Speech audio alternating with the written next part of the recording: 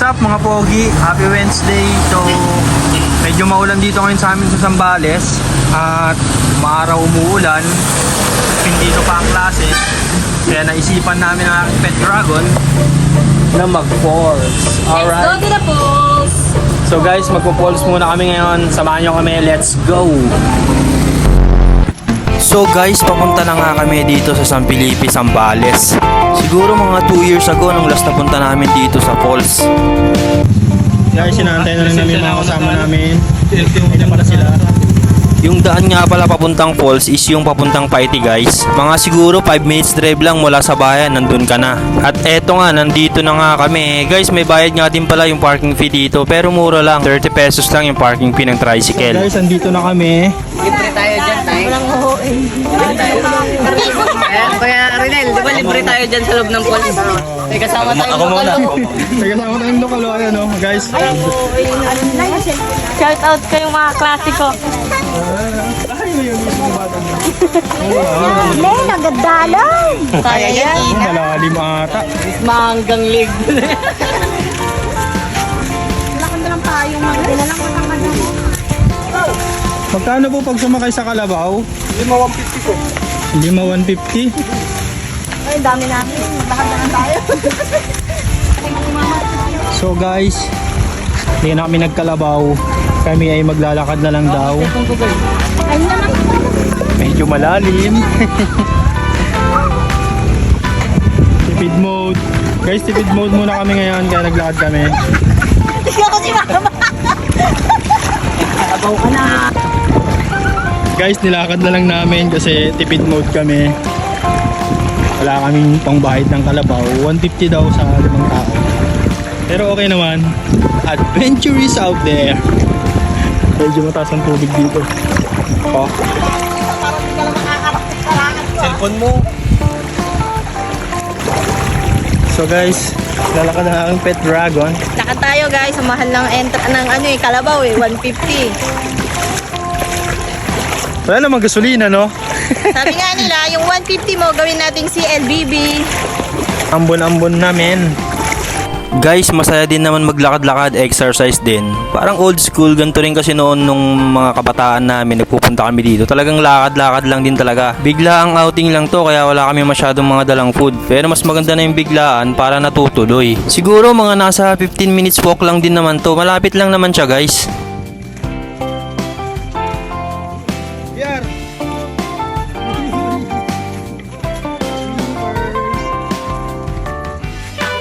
So, pwede magtanong po, malayo pa po ba dito yung ano? Hindi lang. Medyo malapit na lang po. Ano? Salamat po. Masaya din maglakad-lakad guys kasi makikita mo yung mga gantong view. At the same time, nakaka-exercise ka rin. Yun na, magkalabaw ride sila. Oh. Yes! Hello! Hindi ka naman maboboring maglakad dito pre kasi may mga kasabay din kami mga naglalakad. At ayun nga, sa hinahaba-haba ng aming paglalakad, narating na rin namin ang entrance. So ayun nga guys, sa wakas, sa hinahaba-haba ng aming nilakad, nakarating din kami ni Reyname. Alright, dito na kami sa falls. Guys, tignan nyo yung kalabaw nila, kulay puti oh. Mas mahal yata bayad dyan eh. Kalababoy yan. Kalababoy. May nakita pa nga kaming maliit na tuta dito mga pre, gusto ko sanang iuwi eh. Guys, bago ko nga pala makapasok, may entrance din pala dito. 50 pesos sa adult, sa student is 40 pesos naman at saka sa senior.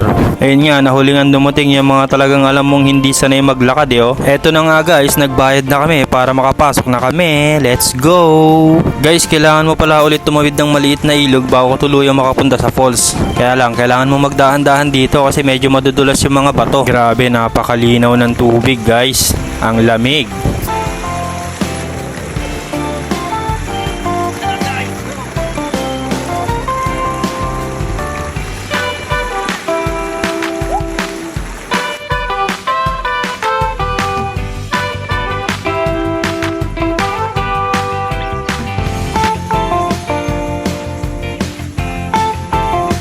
At sa pagdating nga namin mga pogi, may sumisigaw sa pangalan ko sa kubo na yon. At nandito na kami, rinig na namin ang bagsak ng tubig sa falls. Guys, andito na nga kami at napakalakas ng tubig ngayon dito, pre.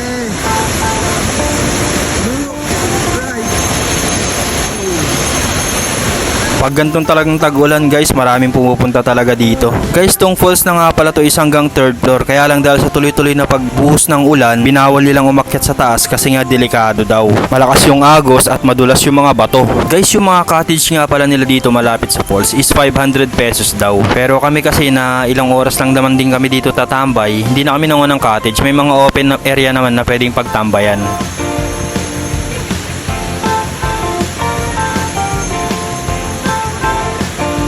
Dito pa lang sa baba guys, kailangan maingat ka rin sa pagtawid kasi napakaraming bato tapos madudulas pa.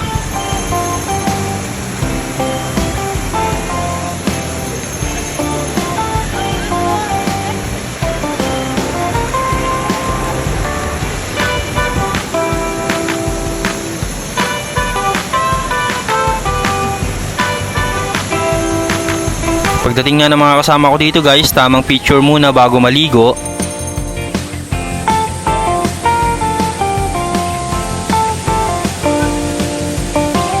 At eto na, lulusong na ang aking mga kasama.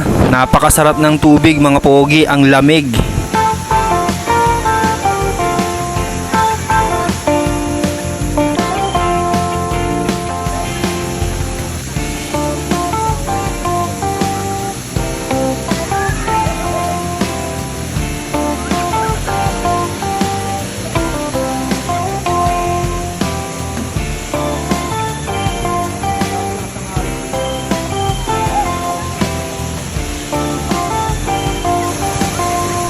Guys, mga bandang alas 2 na to nung nakarating kami pero ang dami pa rin pumapasok na tao.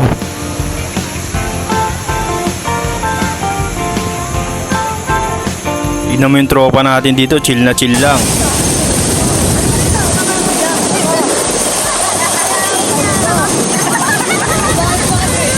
At eto na nga pre, naligo na rin ako. Talagang napakalamig ng tubig pero napakasarap guys.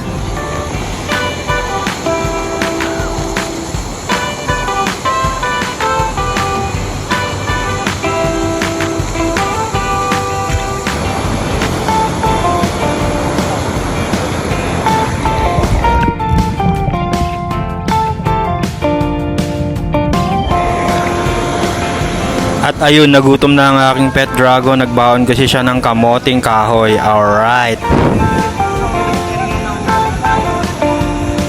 At ayun nga guys, tinry namin pumunta sa ilalim mismo ng falls. Guys, kailangan nyo lang mag-iingat dito kasi madulas yung mga bato at malakas yung bagsak ng tubig.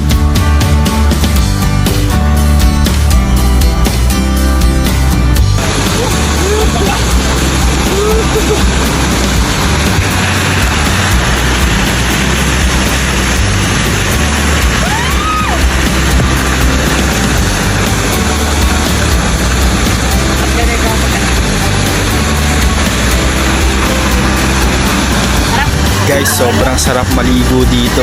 Pero syempre kailangan nyo pa rin mag-iingat kasi malakas talaga yung bagsak ng tubig eh.